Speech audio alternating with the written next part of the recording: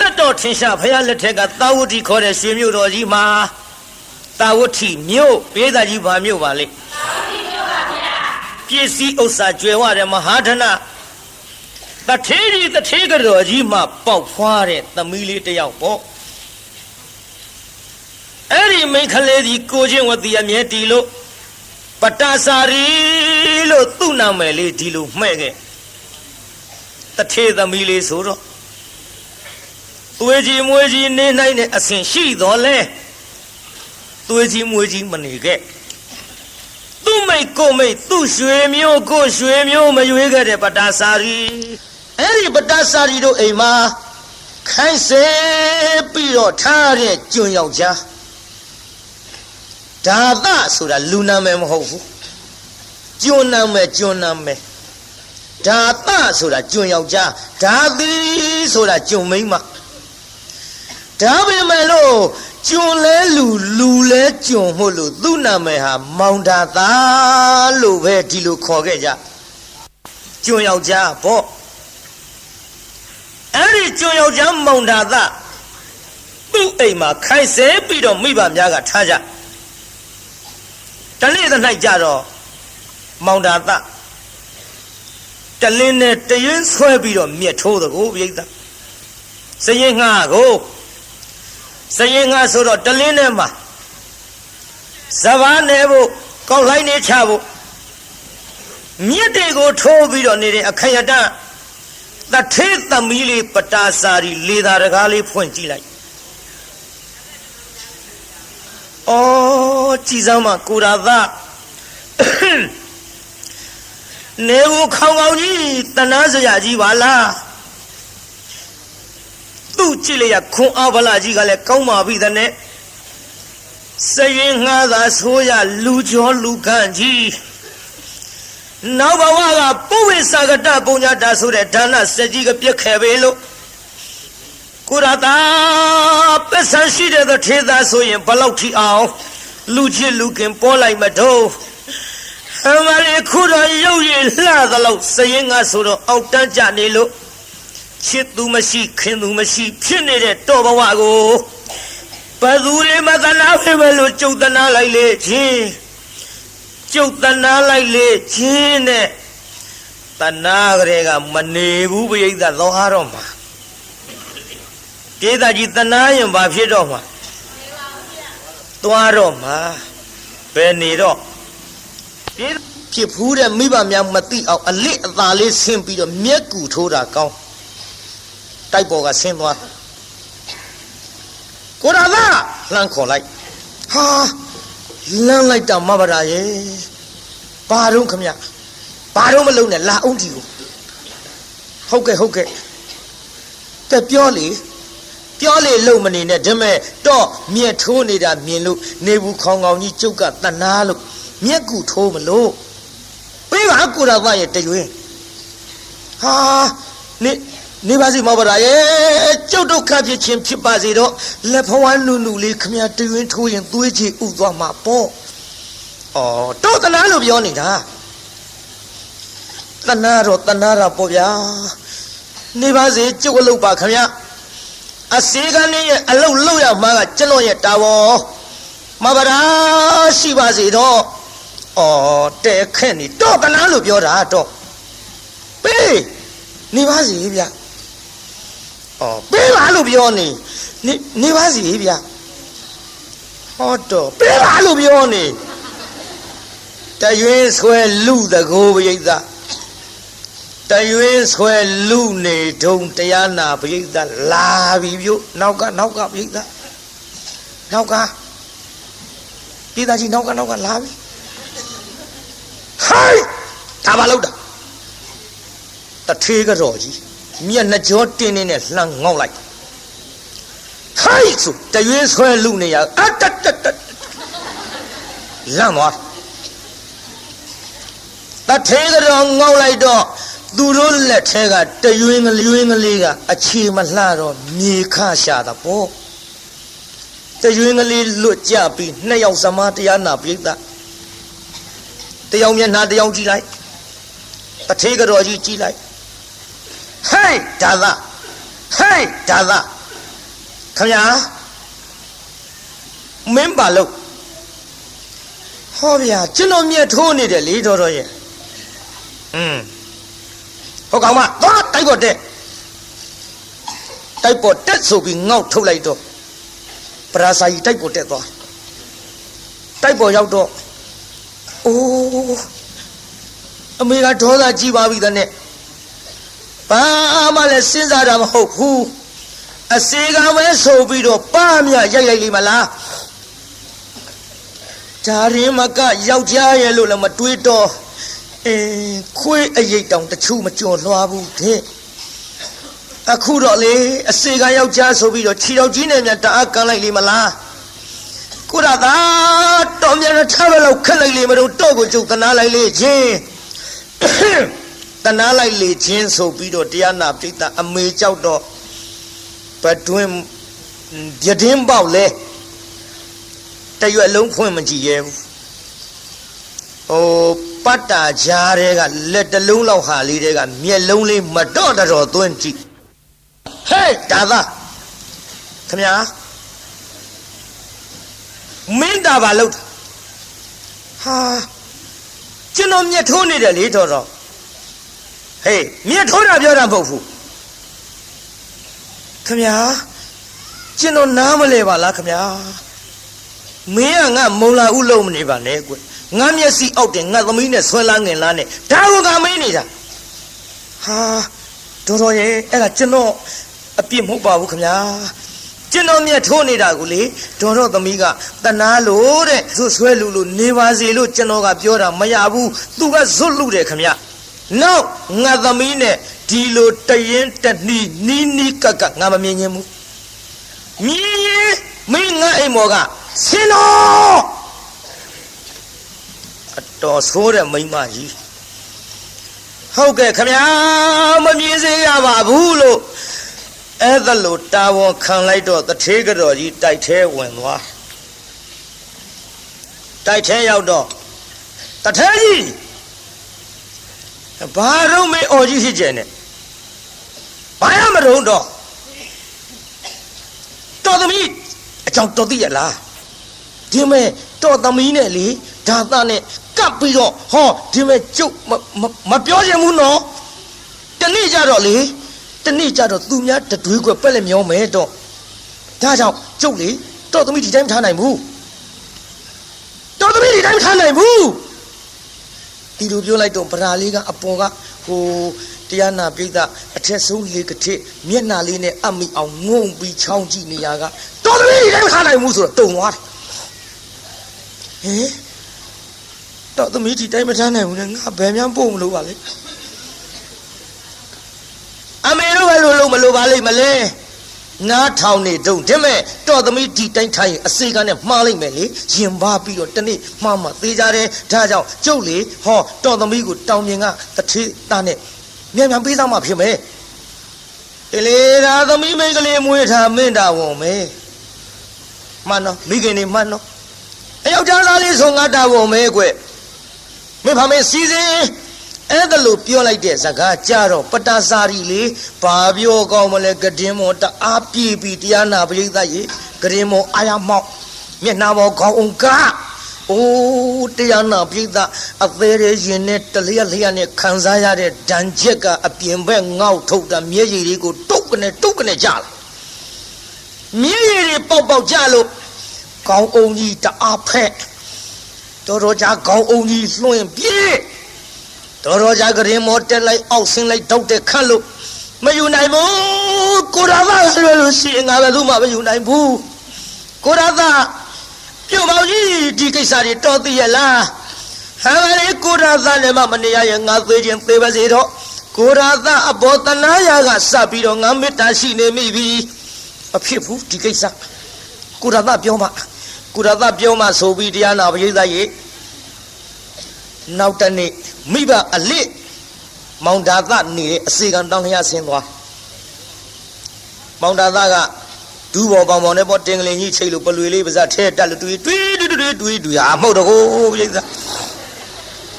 Second sort of I am Motamo. လွေလေးတက်ပြီးမှုန်နေတုံးမဘရာကအနာနာရောက်ကိုရာသာ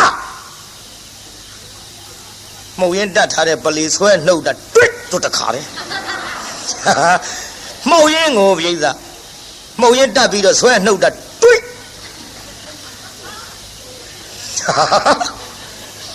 အေးကြမှုတ်ကြည့်ပါလားပလွေကိုကြည့်အခုအဲ့ဒါလို့ပလွေလေးဆွဲနှုတ်ဟာမဘရာလာပြန်မလားခင်ဗျာခင်ဗျာမေကြီးကကျုပ်ကိုဒုက္ခပေးနေပါဦးမယ်ခင်ဗျာအိုးဒုက္ခပေးကြမလို့ပါဘူးလေအလစ်ကိုဆင်းလာတာဒီမဲ့ကိုတာတော့ပြောကြရှိလို့ထားရမှာဟုတ်တော့တင်းလေးရှိလို့ဟုတ်ကဲ့ဆိုထားထိုင်လိုက်တော့မဘရာကအနာနာကတ်ထိုင်မောင်တာကဟိုဘက်တိုးသွားမေဒီမဲ့ကိုတာတော့ကကျုပ်ကိုကြောက်နေသလားမဘရာကြောက်လို့တော့မဟုတ်ပါဘူးခင်ဗျားမေကြီးလိုက်ကျုပ်ဒုက္ခပေးနေပါဦးမယ်။အိုးမပေးပါဘူးဒါပေမဲ့ကျုပ်ပြောစရာရှိရခတ်သွတ်ပြောမယ်နော်။ဟုတ်ကဲ့ကျုပ်ကိုလေအဖေနဲ့အမေတို့ကတော်နဲ့တလင်းနဲ့တရွင်းဆွဲပြီးလူနေစဉ်အခါတုန်းကအဲ့ဒါကိုမြင်သွားတာနဲ့တနေ့ကျတော့အစည်းကန်းနဲ့တထေသမီးရင်ပါပြီးတော့နီးစပ်သွားလိမ့်မယ်ဆိုတာနဲ့အမေက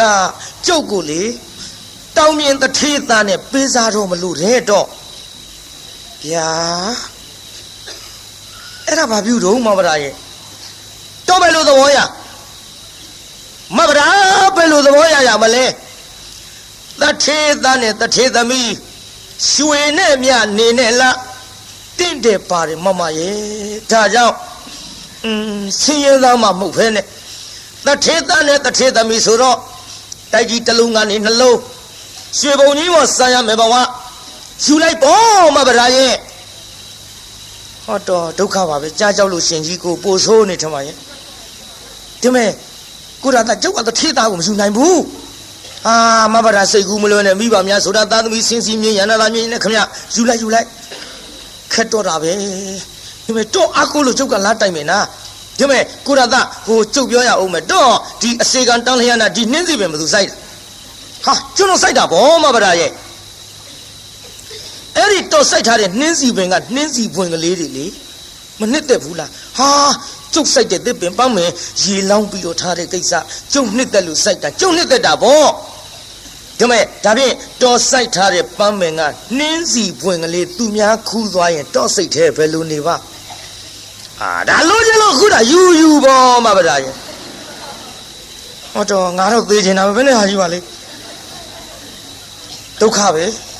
ကိုရတာဗျာကဲဒီမဲ့မိမစီပြက်တယ်လို့ဆိုချင်ဆိုတော့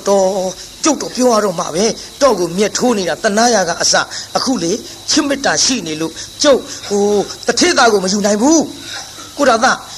ကျုပ်ကိုတိတိုင်းထားပါနဲ့အထုပ်ပိုးနဲ့ခိုးရကိုကျုပ်လိုက်မယ်ပြေးတာနားထောင်နော်မိမကယောက်ျားလူယိုစကားပြောနေ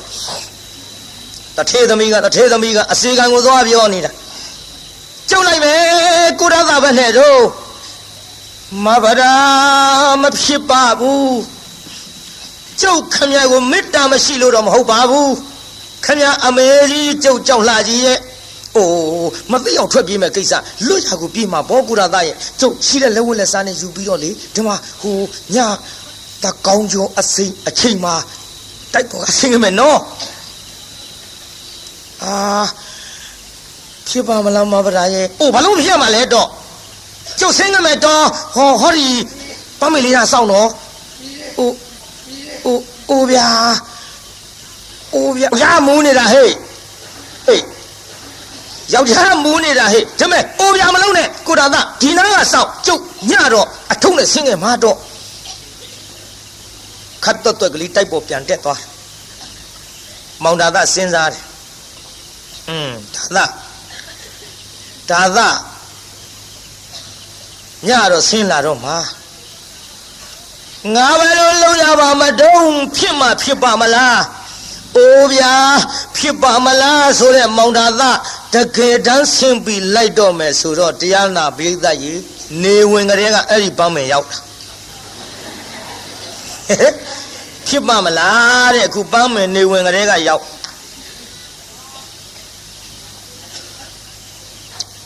အဆောင်ခိုင်းတဲ့ပန်းမင်သားကထိုင်ဆောင်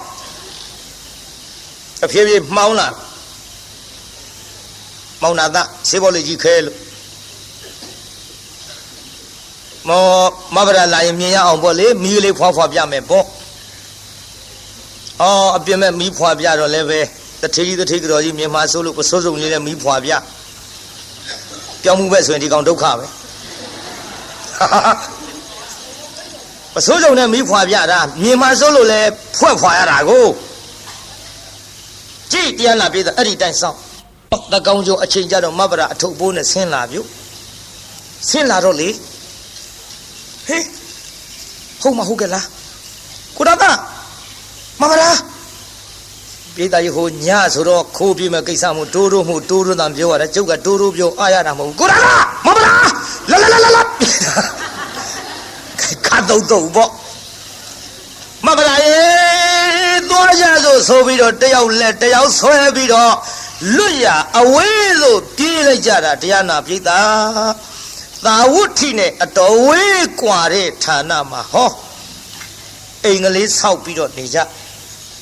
စီတယ်လည်းဝလဲစားလေးတွေနဲ့တဖြည်းဖြည်းတစတော့ဖြစ်သလိုစားကြဒီလိုအတူတကွနေပြီးတော့လာကြဆင်းရပေမဲ့လို့ပစ္စည်းဆင်းရပေမဲ့လို့စိတ်မဆင်းရတဲ့ဇနီးမောင်နှံဒေသကြီးစိတ်ဆင်းရရဲ့လားပယ်ဆင်းရဲမလို့ပြိတ္တလင်ပြီးသားမရပြီးသားကြဒါတွေလည်းခဏပြောခဲ့လို့တိတ်ချဲ့ထွင်ပြီးပြောမနေရစေနဲ့စိတ်ချမ်းသာတယ်ကိုချစ်သူနဲ့နေရရင်တချို့သချင်းလေးတောင်ရှိကြရွှေဘုံကြီးကစံကျင်ဘူးတဲ့ဗျတဲအိုအပြက်ကလေးတဲ့မှာတဲ့ကာမတတ္တိတွေပေါ့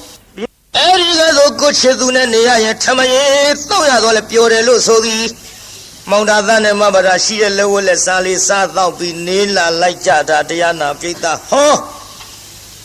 နောက်တူပြောကြစို့တန်ဒီခတော့မောင်တာသားအပါကိုမဘရာကတူလေးကပြောဘယ်လိုပြောတော့ပြိတ္တာပြောပါနင်တို့ကလည်းတူလေးတူလေးကပြောကြတဲ့ကဟိုကိစ္စဆိုတာသိပြီမောင်တာသားဟာဝမ်းတောင်းလိုက်နှမရဲ့ယောက်ျားလေးဖြစ်ပါစေသားယောက်ျားလေးဖြစ်ပါစေနဲ့မောင်တာသားဆုတောင်းပြီးတော့လာခဲ့နောက်ကြတော့မိဘတာကပြုံအောင်ရင်မိဘရထံပြန်ပို့ပါတော့သာသမီမွေးဖွားတဲ့ကိစ္စယောက်ျားဖောင်စည်းမိမ့်မမိနေတဲ့မောင်ကြီးရဲ့သူများတွေပြောတာကြုတ်ကြားဘူးတယ်ဒါကြောင့်လေမိဘအရင်မှာခေါ်လုံးပြီးတော့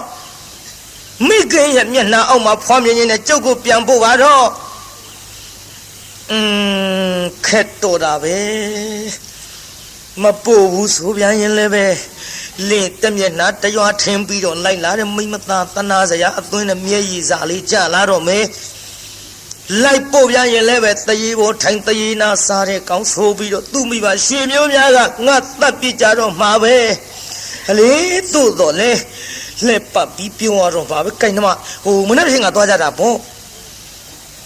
မနေ့ကရောက်တယ်လို့လည်းတပည့်ခါသွားကြတာပေါ့နဲ့တပည့်ဖိန်းတွေအရှိဆွဲပြီးတော့လာလိုက်တာဟောတန်တွေကတဖြည်းဖြည်းရင့်မာလာခဲ့တန်တွေရင့်မာလာတော့မိဖုရားကလည်းသိကုရသတန်တော်ပြုတ်မောင်ကြီးတော့အကြောက်လွန်ပြီးတော့လိုက်ပို့တော့မှမဟုတ်ဘူးကုရသမရှိခိုင်ငါသွားတာကောင်းထင်ရဲ့လို့မောင်ဒါသမရှိခိုင်တကားကလေးကိုတရားနာပြိတ္တတော့ခတ်ဟိုတုန်းကတော့ခတ်သလားတော့မသိဘူးကျုပ်ခုခေတ်နဲ့ရန်တုတ်တာခိုင်ခတ်လိုက်ခတ်ပြီးတော့ဘေးအိမ်ကမိမကြီးတော့အပ်တော်ဟဲ့ငါတို့မှဘာတော့ဒီတော့ယူထားလိုက်ပါတော်ကိုရသပြန်လာလို့ရှိရင်တော့ကျုပ်ဟောဒီအိမ်တိုင်းကလေးမီးပြီးတော့စောင့်နေကြနေရမမြင်ရမတွေ့ရရင်တော့မဘာရာရဲ့မင်းပဲအလဲလုံးနေတာရုံးလို့တစားစားခေါ်တော့မယ်တော်ရဲ့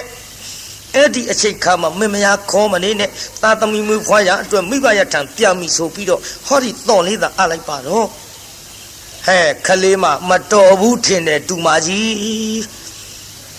တော်သူကတော့အကြောက်လွန်ပြီးတော့လိုက်မပို့လို့တော့တာယူထားလိုက်ပါတော့ရော့ကျုပ်သွားရစီတော့သွားရစီတော့ဆိုပြီးတော့မိဘတာထွက်သွားရောမိဘတာထွက်သွားလိုက် ပြန်လာပြီမောင်တာသားအိမ်တိုင်းကလေးမိဆောင်တဲ့မယားမတွေ့ကြတဲ့ကရင်ထဲမှာပူသွားဟောကြည်စမ်းကျိုးနေကြလေရမရှိတော့ဘူးမမလာရေမမလာလေမလေးမောင်ကြီးပြန်လာပြီမင်းဘက်နဲ့ကြောင့်စီးပြီးတော့မကြိုရတာတော့ဘယ်အလဲလုံးနေသလဲနှမရဲ့ဗရာအိုးမဗရာလေးနဲ့ဘယ်လိုပင်ခေါ်တော့လဲအတန်မကြရဘေးအိတ်အတော်ကြီးကဟဲ့မောင်တာသားခေါ်မနေနဲ့မင်းမိမသားသမီးမွေးဖွားရအတွက်မိဘအရိတ်မှာခိုးလုံးမွေးဖွားခြင်းနဲ့ဆိုပြီးတော့ဟောမင်းလိုက်မပို့တာနဲ့ပြန်သွားပြီမောင်ကြီးဗျာဟာမလေးသာဝတိမျိုးဆိုတာနီးတာမဟုတ်ဘူးတော်ရဲ့မဖြစ်ဘူးကျွန်တော်လိုက်မှာပဲလို့မောင်တာသားလိုက်သွားမိဘရာကလည်းတော်ကြီးတဲ့ရောက်တော့နေစေရစေကြီးကိုကူသူမရှိကဲသူမရှိနဲ့ဟောတားယောက်ျားလေးဖွားမြောက်တားယောက်ျားလေးဖွားမြောက်နေတဲ့ခိုင်မောင်တာသားကရောက်သွားဟာနမကြည်စမ်းမလေးမောင်ကြီးစကားနားမဆုံးရလည်းမထွက်သွားတာကိုဟင်ကိစ္စတောင်ပြီးနေပါကိုကြည်စမ်းဟာနင်းနီထိုးထိုးလေးပြီးစမ်းယူကြည့်လိုက်အေးအိုးဟာရုပ်သားလေးဟာဝမ်းသာလုံးလို့ဟိုလေဟန်ကြပြီနမသားယောက်ျားလေးပါလားကွယ်လူကလေးဖေဖေရှိလာတဲ့ကလေးလေးပွေချီပြီးတော့နမမင်းဒီကိစ္စကြောင့်ပြန်လာပဲမဟုတ်လားကွယ်မောင်ဘဝလည်းမင်းသိပါတယ်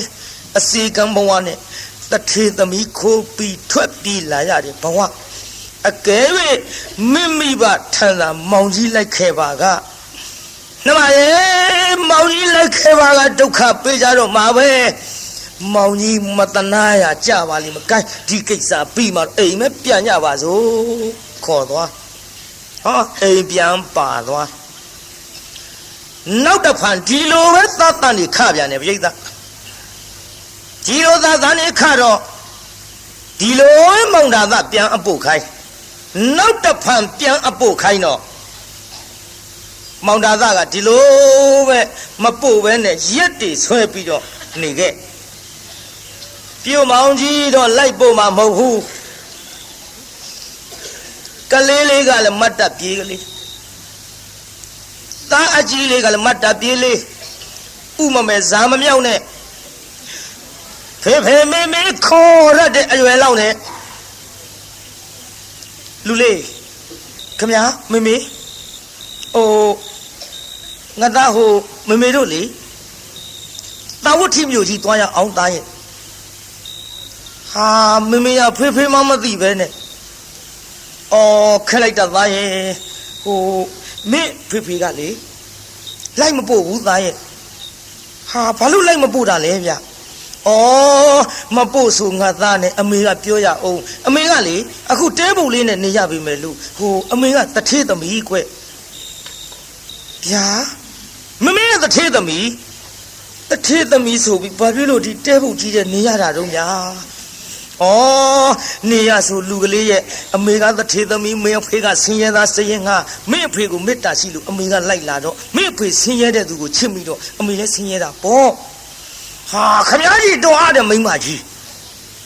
ပစ္စမရှိတဲ့လူကြီးယူလို့ဆင်းရဲတာကိုဗျအိုးလူလေးကိုဖေဖေကိုဒီလိုပြောရဘူးလေသားရဲ့ဆင်းရဲပြီမဲ့လို့မင်းအဖေသားရဲ့ဒါကြောင့်လေဟောငါသားခုဆင်းရဲပြီမဲ့လို့တာဝတိမျိုးကြီးရောက်တဲ့ချိန်ခါမှာမင်းဖိုးဖွားများကလေမင်းကိုတိုက်ကြီးပေါ်ထားမှာသားရဲ့ပြီးတော့ဆင်းရုပ်လေးတွေမြေုပ်လေးတွေလည်းဝဲပေးလိုက်မယ်သားရဲ့ငါသားအဝတ်စားလှလှပပလေးတွေလည်းဆင်းလိုက်မယ်ဒါကြောင့်သားဟိုမင်းအဖေပြန်လာရင်လိုက်ပို့မှာမဟုတ်လို့အဖိုးဖွားများထံရောက်အောင်ငါသားလိုက်မယ်နော်ဗျာမေမေဆင်းရုံမြင်းရုံလေးတွေဝယ်ပေးမှာဟုတ်လားအေးလေဝယ်ပေးမှာဘောသားရဲ့တိုက်ကြီးပေါ်လည်းငါသားကြီးပျော်ပျော်ကြီးနေရမှာဒါဖြင့်သွားမယ်ကျွန်တော်လိုက်မယ်မေမေရဲ့လို့ဆိုတော့ကိုင်းကလေးလေးနှူးနှပ်ပြီးခေါ်သွားတော့အထုပ်ကလေးခေါင်းမော်တင်းလို့တကားလေးပိတ်ကလေးလေးလက်ကဆွဲလို့လူလေးအမေထုတ်ပေးငါသားကိုအမေညောင်းတဲ့အခါလဲချီမပေါ့တခါလည်းငါသားကချီချင်းလျှောက်အောင်နော် အမေမလဲမင်းရဲ့ညီလေးလားမသိနှမလေးလားမသိနှစ်ကိုတစ်သက်ကြီးမို့သားရဲ့သွားကြစို့ဆိုပြီးတော့ဘေးအိမ်အတော်ကြီးတော့အပ်ပြီးအရင်တစ်ပတ်လိုပဲထွက်ပြန်တယ်ကိုပြိဿအဲ့ဒီလိုထွက်သွားလိုက်တာတော်ကြီးတဲ့ရောက်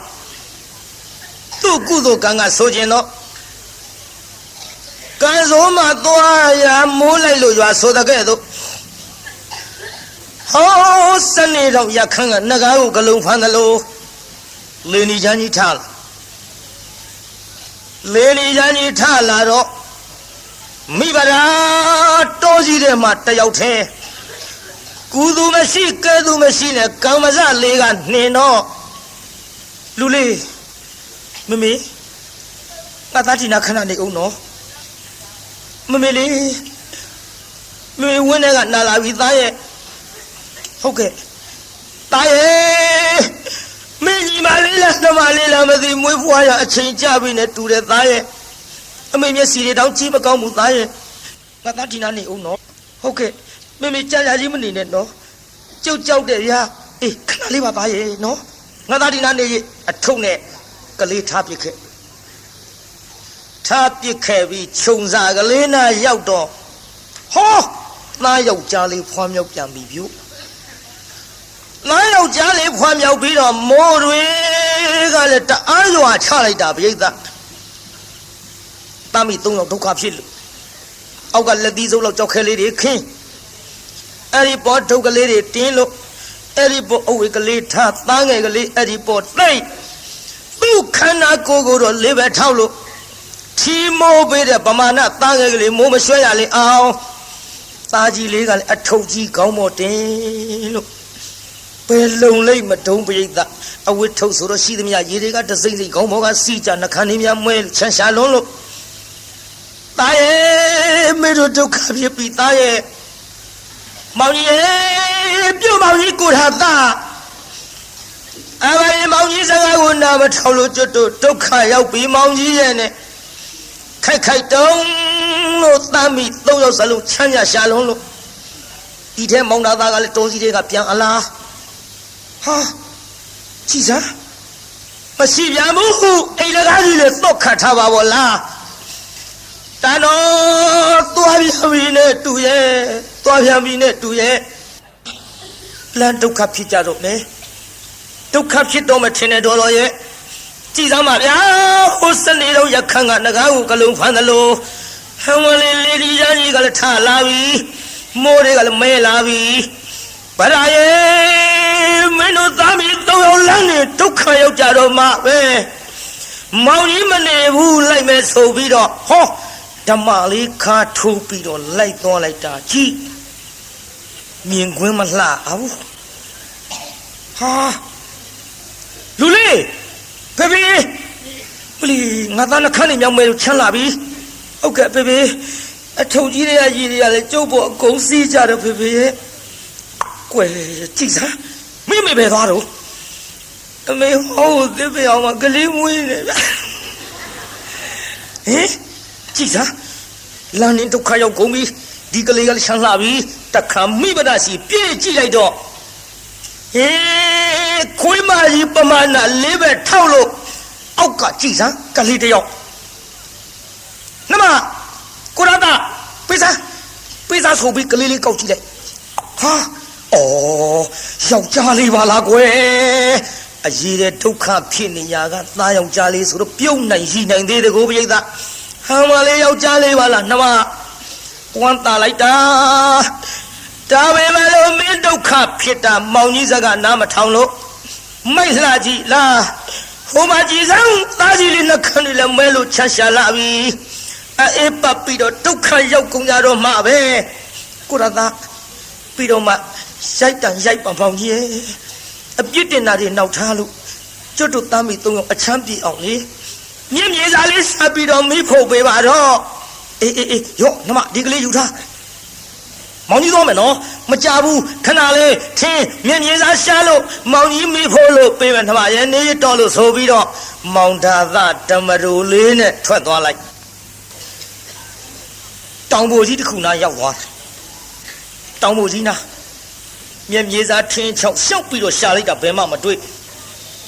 တောင်ဘိုကြီးနားရောက်သွားတော့တောင်ဘိုးပေါ်ပေါက်နေတဲ့မြက်များကတော့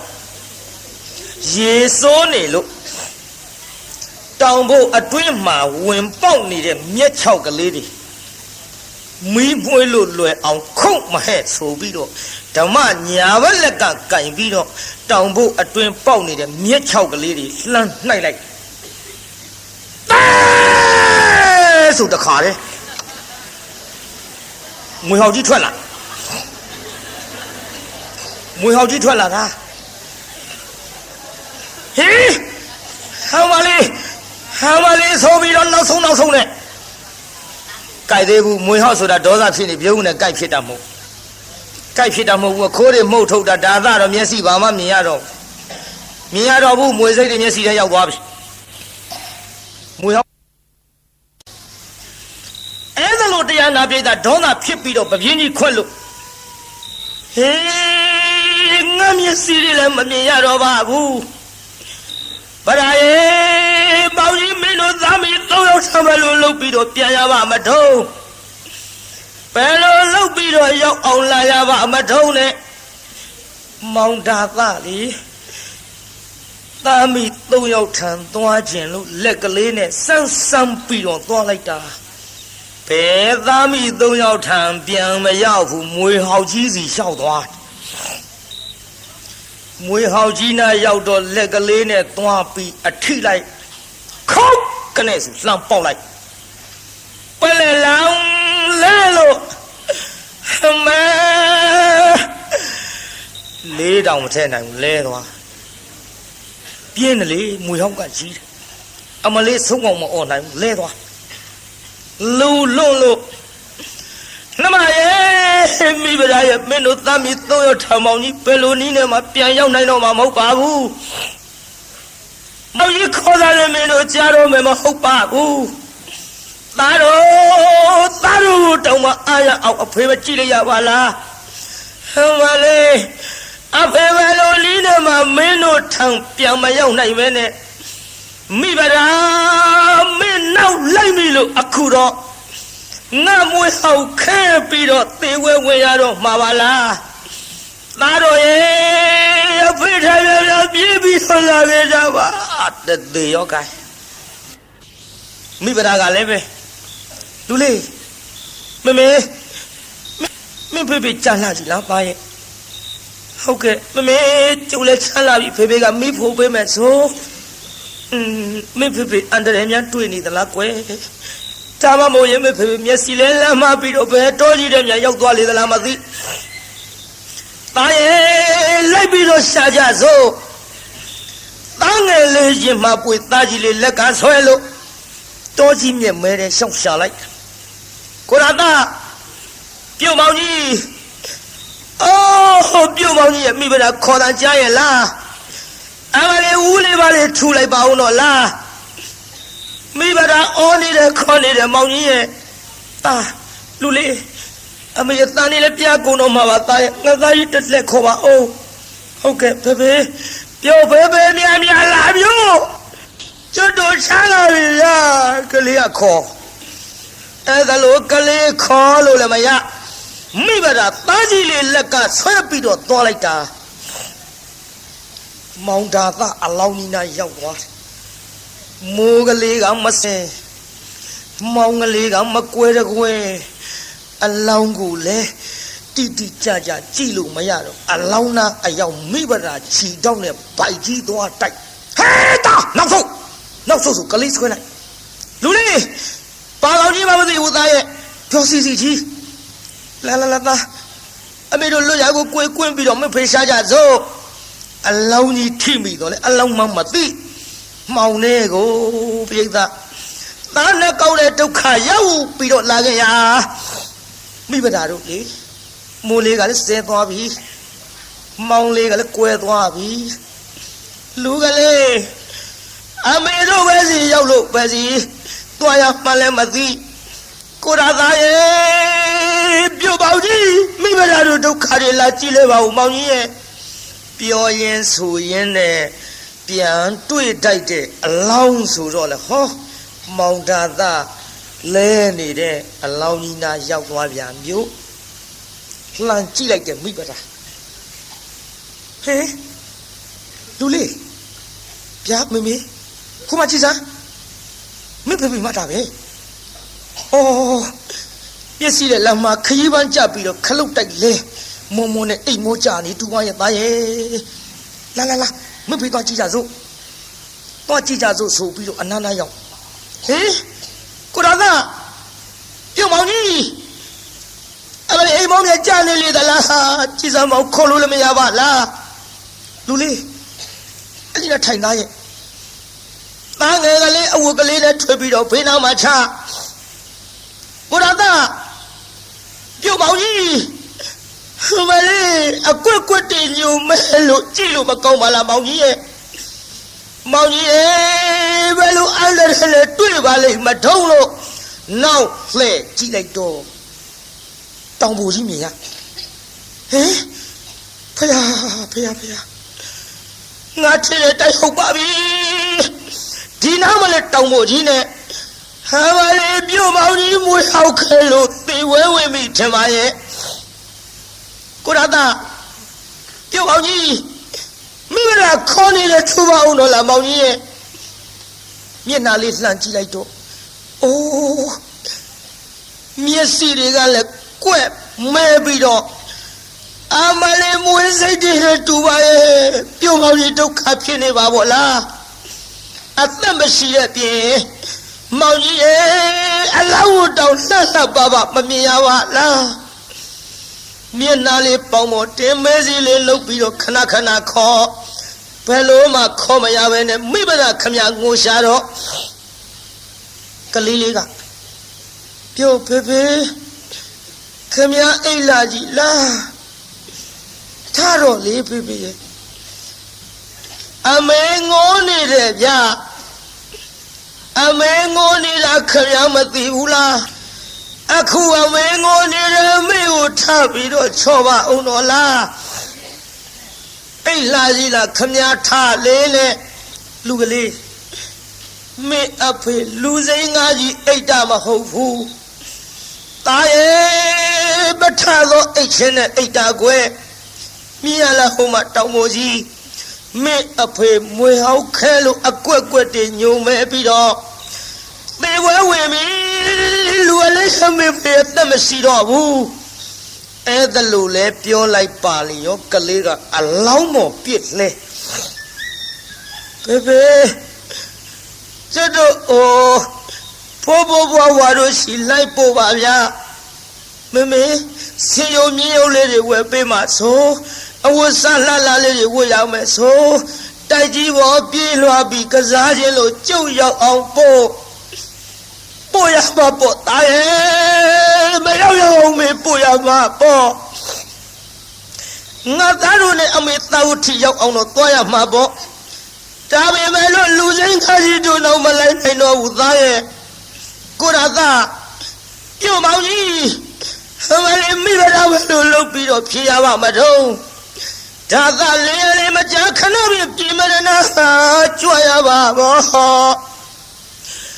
မိဘအလှမဘဝင်နေခုံလာကြီးရဲ့ရေတုံးကမော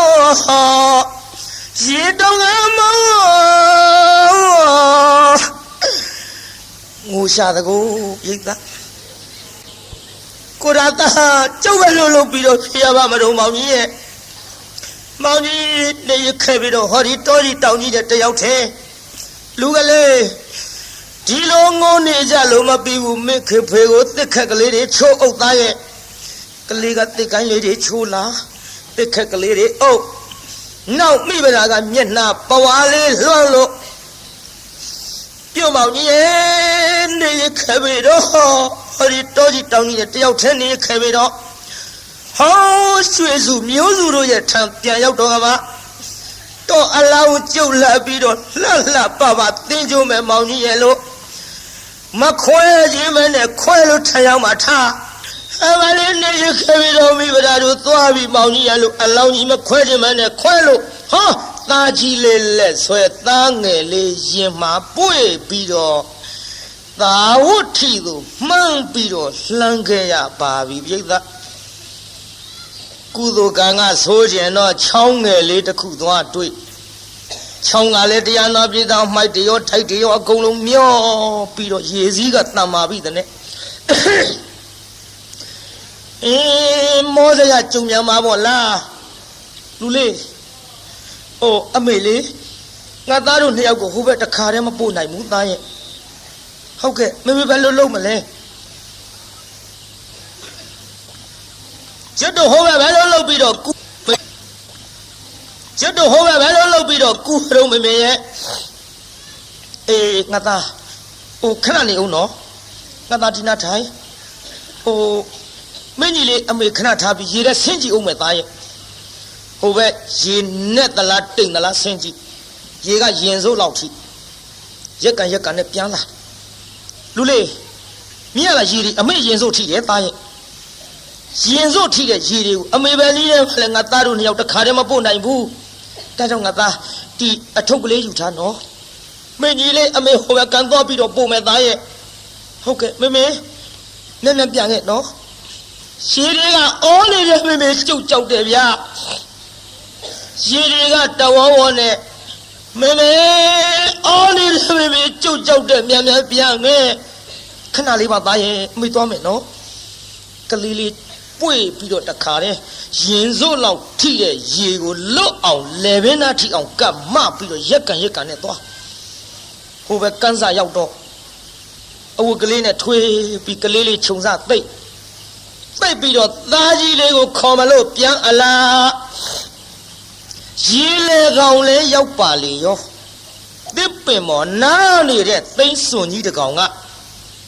သားငယ်လေးသားတစ်ထင်မှတ်ပြီးတအားချီတုပ်ပါရောရဟောသိန်းစွန်ကြီးမလေးကိုကျိုးနေပါဘောလားတာရဲ့လူအလေးအမေစီခုံချလေးရဆက်သွေးဆက်တန်းချနိုင်လိမ့်မတော့အမလေးရဆက်သွေးဆက်တန်းဒုက္ခဖြစ်တဲ့မိမကိုနေမတနာလို့တသားလေးရခုလို့ချီတာလားဟဲ့သိစွန်ကြီးဟမလေးငါသားလေးချပါတော့လားလို့လက်မြောက်ချီမြုံနဲ့လက်ခုတ်လက်ဝါတီးပြီးတော့ခြောက်လိုက်တာလေဟောကန်းစားထားခဲ့တဲ့သားကြီးလေးကသူ့လက်ရခေါ်တာမှတ်သိစွန်6တာလက်ရခေါ်တာမှတ်ပြီးတော့ဟုတ်ကဲ့မေကျုပ်လာခဲ့မေဗျာနဲ့ဩအထုပ်ကလေးကောင်းမော်ရွက်ပြီးဆင်းရောပြို့ဟဲ့လူကလေးမဆင်းတဲ့သားရဲ့အမလေးအမေရင်စိုးထိကရေမင်းပဲလို့လုပ်ပြီးတော့မိပါမတော့သားရဲ့မင်းကိုအမေခေါ်တာမဟုတ်ဘူးသိစွန်ကို6တာသားဟဲ့မလေးမဆင်းနဲ့မလာနဲ့လူကလေးရဲ့လို့ပြောမရတော့ရေကိုရင်နဲ့ဖိပြီးတအားကူလိုက်တာဟောသားအကြည်မြုပ်ပြီးအထုပ်သာတွေ့လိုက်ရပါဗျာခွေရိုင်းလို့ရေထဲကမနေတဲ့ဟိုဘက်ကန်းစာရောက်တော့ကိုရာသားရဲ့ပြုတ်ပေါကြီးတော်သားတွေမှာအပါခေါ်သလားမောင်ကြီးရဲ့ဟိုမလေးကြည်စားဟာအိုးကိုတယောက်တည်းသေးရွာကိုမသွားပဲနဲ့တော်သားတွေတော်ချစ်လို့ခေါ်သလားဟောဒီဒုက္ခကောင်ပါကြီးပါအပါခေါ်ပြုတ်ပေါကြီးကျုပ်လည်းမနေရခဲ့ပါစေနဲ့မလေးကျုပ်ဒုက္ခဖြစ်ပါဝလားမောင်ကြီးရဲ့မလေးအမေရဲ့ချောက်ခွဲပြီးတော့သေရကြီးရဲ့လေးနဲ့ကန်းစားမှာတရားနာပိဋကငိုးနေတုံပြုံးမနဲ့ဟောအဖိုးကြီးတယောက်ရောက်လာဟေးဟဲ့ခလေးမ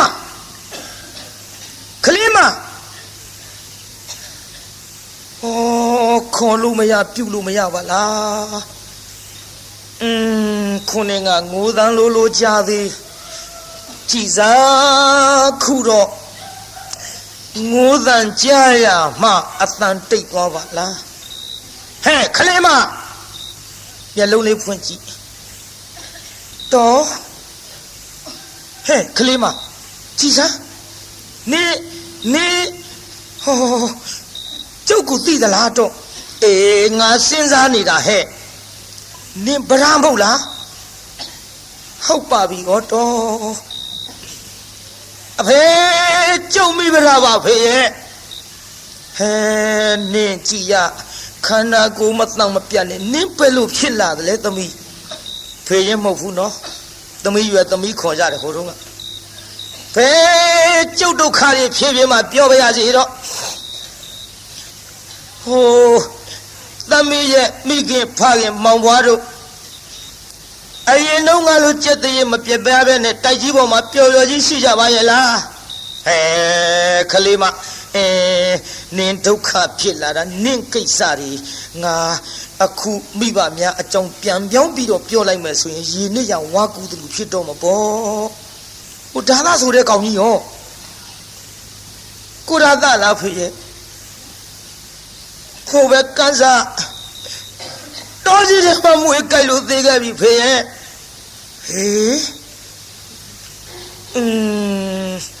ဒုက္ခပါပဲလားဟဲ့ပြောပါကျုပ်သိချင်းလို့ပြောပါဖေရဲ့မိဘနှစ်ပါးနဲ့မောင်ဘွားရဲ့အကြောင်းကဲငါသမီးတတိထားပြီးတော့နားထောင်နော်ဟုတ်ကဲ့တတိထားပြီးတော့နားထောင်ပါမယ်ဖေရဲ့မနေ့ညကမိုးကြီးလေကြီးသိထန်စွာရွာတယ်သမီးရဲ့အဲ့ဒီမိုးကြီးလေကြီးကြောင့်တွေ့ကြရတဲ့ဒုက္ခကျုပ်ဖြည်းဖြည်းမှပြောပါရစေတော့မိဘနှစ်ပါးရဲ့အကြောင်းကိုပြောပါဖေရဲ့လို့ဆိုတော့စနေတော်ရခန်းကငါးကိုကလုံးဖမ်းတယ်လို့လင်းကြီးချမ်းကြီးကထားအလားသာဝတ်ထီမြို့တို့မိုးလုံးကြီးကလည်းအဆိုင်လေလုံးကြီးလည်းတိုက်လာရောသမီးရဲ့လေလုံးကြီးတိုက်လာတော့သာဝတ်ထီတစ်မျိုးလုံးတိမ့်တိမ့်တုံးလို့ဝါထယံကားတဲ့အိမ်ချူချာတို့မှာတော့ဖာငယ်ကိုဆင်းနဲ့နင်းထားသလိုအကုန်လုံးပြပြဝတ်ကြည်မွကုန်တဲ့သမီးရဲ့ငါသမီးတို့ဖခင်တထေကြီးများမှာတော့တိုက်ကြီးတာကြီးနဲ့ပျော်ပျော်ကြီးနေတာမို့ကြေးတာပျောက်ထားလွင်ပြက်ထားမှဖြစ်မရှိပါပဲဘူးသို့တော်လဲကဘာလေးမင်းမြေမို့ကိုခွင်တယ်လို့အဖေငိုးနေတယ်တိုက်ကြီးပေါ်နေလို့ကြေးတာပျောက်ထားမရှိဘူးဆိုဖေရဲ့ဆက်ပြီးပြောရတော့မှာပေါ့သမီးရဲ့နားထောင်သမီးရဲ့ကဘာလေးမင်းမြေမို့ခွင်တယ်လို့တိုက်ကြီးချီရင်ကဆွဲပြီးတော့လှဲသွားတာလေငါသမီးရဲ့အဖေရဲ့ငါသမီးရဲ့အမေရဲ့ငါသမီးရဲ့မောင်ဝါရဲ့သုံးယောက်တွေ့ညက်ညက်ချေသမီးရဲ့တိုက်ပြီးတော့သေကုန်ကြပြီဟဲ့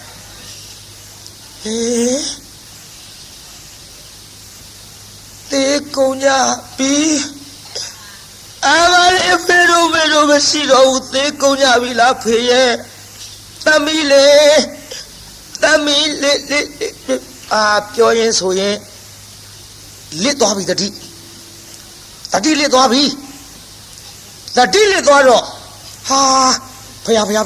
ငါပြောမိတာဒုက္ခများကုန်ပြီနဲ့တူရဲ့ဟဲ့ကလေးမဗရာသမီးနဲ့မွေးစီလေးလှုပ်လို့ခေါ်လိုက်မျက်လုံးလေးပွင့်လာတော့ပြုံးဗရာပြုံးလာပြီပြိဿသမီးဘာသမီးတို့ကိုဒါသာသမီးဖေနော်ဖေသမီးရဲ့ဘာဖေတို့လူကမွေကိုက်သေးဘယ်ငါမွေကိုက်မှာတော့သမီးဘာတွေလျှောက်ပြောနေတာတို့ဟောအဖေတိခမ်းမှာဖေကျုပ်ပါလေပြောမိတော့ဖေရဲ့ကျုပ်မိဘမောင်ဘွားတိုက်ပြီလို့သေုံနေမှာကအာမလေးကိုရသာဟိုပဲကန်းစားမွေကိုက်လို့သေခဲ့ပြီဖေရဲ့ကိုရသာနဲ့သားနှစ်ယောက်ရတယ်ဖေရဲ့ဒါတော့သေတာထားဖို့ကလေးနှစ်ယောက်ပဲပြစ်ထားခဲ့တော့ဟဲ့ကလေးမပြစ်မထားခဲ့ပါဘူးဖေရဲ့သူ့အကြောင်းနဲ့သူနေရခဲ့ကြပြီဖေရဲ့မိဘရာကုသိုလ်ကံဆိုလို့ဟောဒီကံစားကိုကူးပြီးတော့တန်ငယ်လေးကိုခြုံစားသိသားကြီးလေးကိုပြန်အခေါ်သိစွန်ကသားငယ်ကိုတုပ်လို့လက်ရပြီး၆တော့သားကြီးလေးကသူ့ခေါ်တဲ့မှတ်ပြီးတော့ရေတဲ့ဆင်းအဖေလိုက်ပြီးတော့ဆဲတော့လေအထုပ်သားတွေ့လိုက်ရတဲ့ဖေရဲ့အားလည်းမိဘရာဒုက္ခတွေကြီးသားကြီးရဲ့ဟဲ့တပီသတိထားငါသမီးတဏှာကြီးရဲ့တားကြောင့်နဲ့ငါမပြောရှင်ပါဘူးလို့ပြောရဲ့သားနဲ့တတိထားသမီး တရိထားဆိုဝီဒီမရပါဘူးနောက်တစ်ခါကြီးတစ်လှည့်နဲ့ပြုံးလာပြန်ပြီဟင်ကိုရသားဟဲ့သမီးဖေနော်ဘာဖေတို့တော့အသက်ကြီးနှုတ်ခမ်းမွေးတွေပေါက်လို့ပြုတ်ထတာဆွဲနှုတ်ဟာကလေးမနားလိုက်တာသမီးရဲ့သမီးတရိထားဟင်ဖေဒီခမ်းမဖေဒီခမ်းမဖေကျုပ်နောက်တစ်ခါကြည့်တဲ့လေအဖေမသေးလည်းပြဒီဒုက္ခတွေကျုပ်အေးမဲ့မဟုတ်ပါဘူးဖေရဲ့အတော်မွေးတွေကျုပ်လက်ထဲတဆုပ်ပါစီသမီးရဲ့ကဲသမီးတရိထားနော်ဟဲ့ဒီမှာတာဝတိမျိုးမှာရွှေကြီးမျိုးကြီးတထေးကြီးရဲ့သမီးမို့လို့ငါသမီးလည်းဘယ်သူမှပြစ်ထားမယ်မဟုတ်ဘူးငါသမီးတရိထားလို့ပြောရင်ဆိုရင်လည်းအဖိုးကြီးရင်ဝင်တဲ့ကနေပြီးတရားနာပြီးတာဖြတ်ဆိုမတ်တရဖိုးကြီးမျက်လုံးပြူသွားမျက်လုံးပြူရောပေါ့အခုခမည်းတော်ဝင်နေတာဂွန်းထမိန်ဟိုတုန်းကဗျံထမိန်ဆိုတော့ထမိန်ကြီးဖြန့်ပြီးနှစ်ဆကောင်းပေါ်ဝဲလို့လေတကွန်လွှတ်တဲ့အတိုင်းဟဲစုံကြီးဟဲ့ဖိုးကြီးပြူသွားတယ်မျက်လုံးသမီးကြည့်မကောင်းဘူးဒီလိုမလုံးနဲ့သမီးဒီလိုမလုံးနဲ့မရဘူးတရားနာပရိသတ်ကြီးခုံပေါက်ပြီးတော့တွတ်ချာအောင်ယူလို့မောဘမလေးဝဲလို့ရေတွေကလက်ထခုံတော့တတိကလေးရတဲ့ခါတိုင်းသားလျောက်လည်းသေခဲ့ပြီလင်းလည်းသေခဲ့ပြီဖေဖေမောင်ဝါလည်းသေခဲ့ပြီကျုပ်တနေတဲ့6လုံးပြည့်လိုက်ရတဲ့မိမကြီးမို့လင်းလည်းမရှိအဖေလည်းအမေမရှိလို့ကျုပ်ကိုတနာတဲ့ကြည်စံဝေးကြပါတော့ပေးကြပါတော့လို့ဒီလိုငိုရင်ရိုးရင်နဲ့ကျွတ်ချိန်တန်လို့ထင်တရားနာပြိဿဟောမြတ်စွာဘုရားတရားဝဲကြီးနာရောက်သွားပြီယုတရားဝဲကြီးနာရောက်တော့ပဓာတတိလေးလည်းရလာပဓာနဲ့ကျွတ်ခွင့်ကြုံမိနဲ့တူရဲ့သုံးလောကထွတ်ထားတပ်ပြညုမြတ်စွာဘုရားတရားဝဲကြီးနဲ့တူရဲ့ငါတရားနာမှာပဲနဲ့ပိဋကအစွန်ရောက်သွားပိဋအစွန်ရောက်သွားတော့ပိဋကဟဲ့အယူမသွားမလာနဲ့ငေါ့ထုတ်တော့မဟုတ်ပါဘူးတော့ကျုပ်မငေါ့ကြပါနဲ့ကျုပ်မရိုက်ကြပါနဲ့မမှန်ကြပါနဲ့ကျုပ်တရားနာခြင်းလို့တော့အေးထိုင်တရားနာဒီနာထိုင်နာမဟုတ်ဘူးကျုပ်ဘုရားဖူးခြင်းလို့တော့အေးဘုရားဖူးခြင်းကဲထိုင်ဒီနာထိုင်ဖူးမဟုတ်ဘူးတော့ကျုပ်ဘုရားနာသွားဖူးခြင်းလို့ဒီဟာကြီးတော့လို့ရမလားလို့ဘာမှပါပဲနဲ့ဒုက္ခပါရောဟဲ့ကောင်ဆွဲထုတ်စမ်းဆိုငေါ့ထုတ်တော့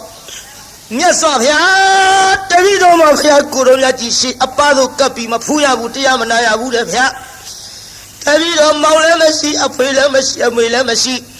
လင်လည်းမရှိလို့တပည့်တော်ကိုနှိပ်စက်ကုန်ကြပြီဗျာတပည့်တော်အာကိုအားထားရမြတ်စွာဘုရားတဆူသာရှိပါတော့သည်ဗျာလို့ရှောက်လိုက်တော့ဟဲ့ခြေသားခြေသမီးတို့မနှင်းညာနဲ့အသားလေးဝင်မစေလာပါစေဟဲ့လို့ဟောဘုရားကိုယ်တော်မြတ်ခွင့်ပြုခိုင်းလိုက်တော့မှလမ်းကလေးပွင့်သွားအဲ့ချက်စွတ်တိုးဝင်ဖိုးကြီးတွေဝင်တိုက်ဟာခေါင်းမလေးဘယ်နဲ့ငါခွာတိုက်ဖိုးကြီးတွေကိုယ်ကားရနဲ့တချို့ဖွားကြီးတွေသူတိုက်လှည့်ပြစ်ခဲ့တာဟာတော့အမလေးကြည်ရင်တော့မလေးငါသွန်းစုကြတော့မအောင်ငယ်အဖွားကြီးတွေလည်းလဲနေရဲ့ဒီလိုနဲ့တိုးခွေပြီးဝင်သွားလိုက်တာပြိဿဟောဘုရားပိုင်ရောက်ဒူးလေးတုတ်မြတ်စွာဘုရားတပည့်တော်မှာဒုက္ခကြီးကြတော်မူပါဗျာ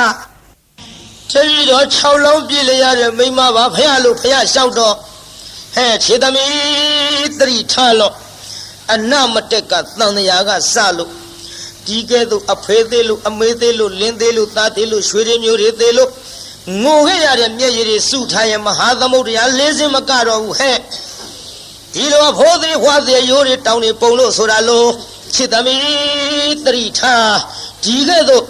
လင်းနေသားတွေသေးလို့ဘဝတိုင်းငိုခဲ့ရတဲ့မျက်ရည်စုထားမယ်ဆိုရင်ဖြင့်ဟဲ့ခြေသမီးမဟာသမုဒ္ဒရာ၄စင်းမြမကတော့ဘူးဘယ်နဲ့ကြောင့်သတိမိတ်လျော်နေပြီတနည်းလို့မြတ်စွာဘုရားကိုယ်တော်မြတ်ကြီးကဟော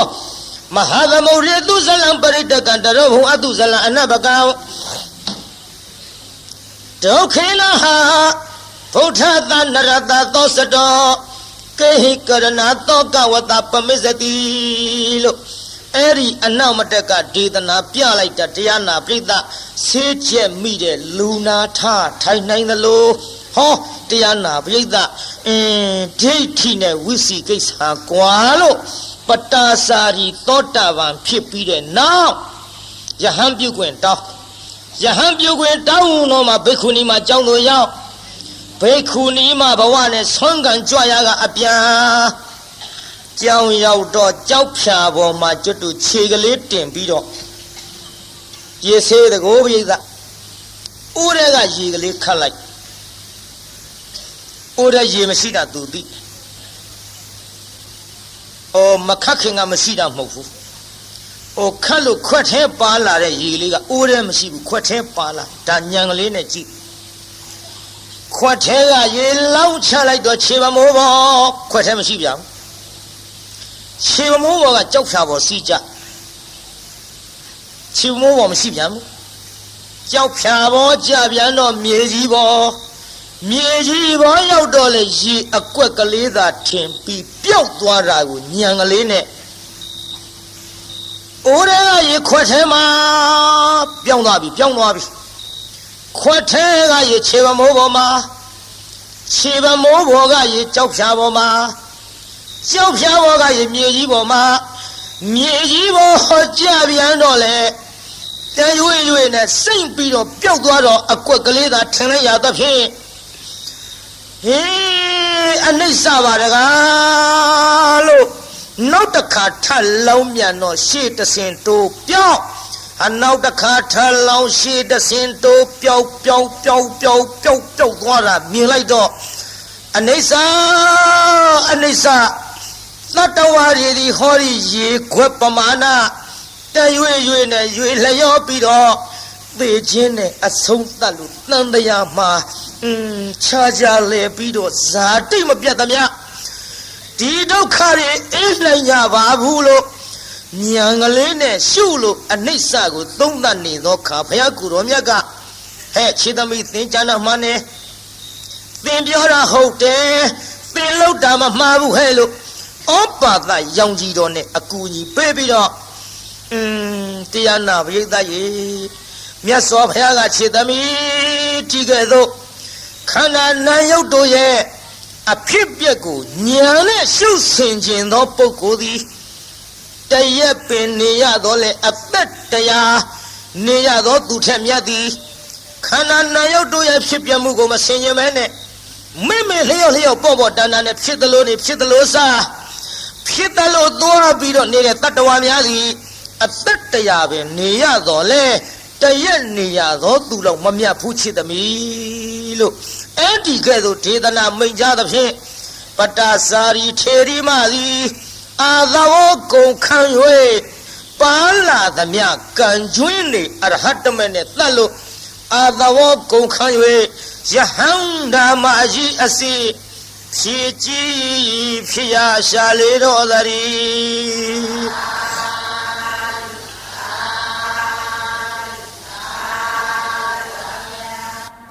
ယဟန္တာမကြီးဖြစ်ပြီးတဲ့နောက်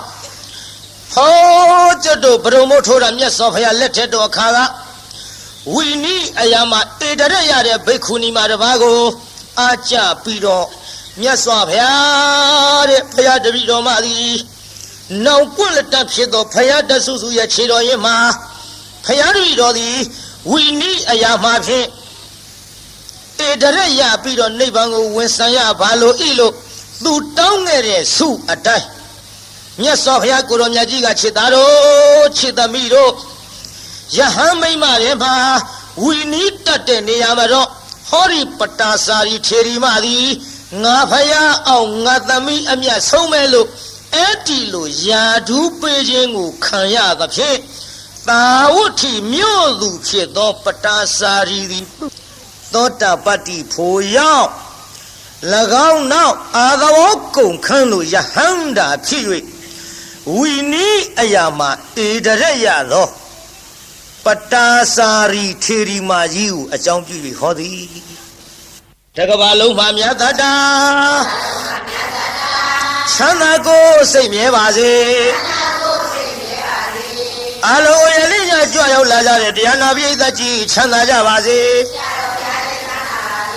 အလုံးကုန်ရလေးညကြွရောက်လာကြတဲ့တရားနာပိဋကကြီးကျမ်းမာကြပါစေအိမ်ပြန်ပို့ကြပါစို့အတ္တကေဟေပြောသမျှဟောသမျှတွေကသဘော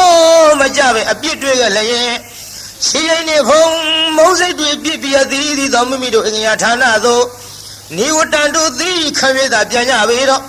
နိဝတ္တတုမေတ္တာရေဘခဖြောင်းလိုက်မယ်ပြစ်ပရာတွေဝေးရကမြန်းစေရောစိတ္တရာဆွေကလျှောင်းပြီးကိုစိတ်နှပြချမ်းသာစွာဖြင့်မှန်စွာမနေပြန်ပါလေတော့ပြောင်းကြစေကုန်သတည်း